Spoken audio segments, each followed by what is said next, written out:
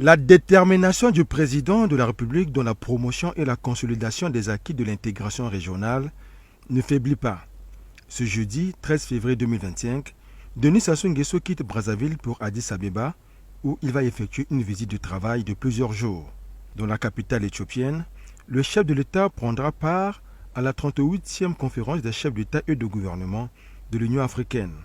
Ce sommet, qui réunira les dirigeants du continent, des organisations internationales ainsi que les ONG, se tient dans un contexte marqué par les crises dans certains points sensibles de l'Afrique,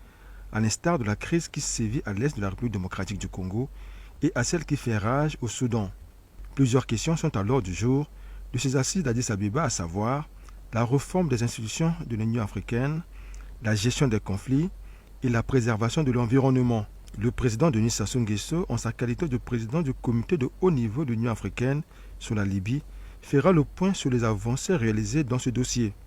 Les sources diplomatiques révèlent que les délégations des différents protagonistes libyens ont déjà foulé le sol éthiopien où ils vont probablement signer à Addis Abeba la charte de réconciliation nationale et le document de justice transitionnelle. Dans la perspective de la 38e session ordinaire de la conférence des chefs d'État et de gouvernement de l'Union africaine, prévue du 15 au 16 février 2025, Addis Abeba, la capitale de la République démocratique fédérale d'Éthiopie, vibre déjà au rythme de l'événement. Au nombre des dirigeants du continent qui vont prendre part à ces assises figure le chef de l'État congolais, arrivé jeudi en soirée. Par sa présence, Denis Sassou Nguesso répond ainsi à l'appel du devoir en cette année dédiée à la justice pour les Africains et les personnes d'ascendance africaine par le biais des réparations.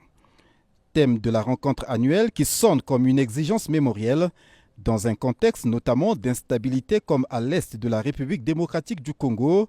et de retour aux affaires du républicain Donald Trump aux États-Unis d'Amérique. Autre centre d'intérêt de cette session ordinaire de la conférence des chefs d'État et de gouvernement de l'Union africaine,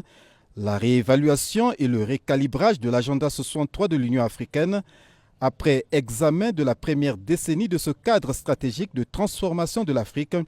lancé en 2013 et le renouvellement des instances de l'organisation continentale, notamment la présidence en exercice et la présidence de la Commission de l'Union africaine. Par ailleurs, en sa qualité de président du comité de haut niveau de l'Union africaine sur la Libye, de président de la commission climat du bassin du Congo et d'initiateur de la décennie africaine et mondiale d'afforestation,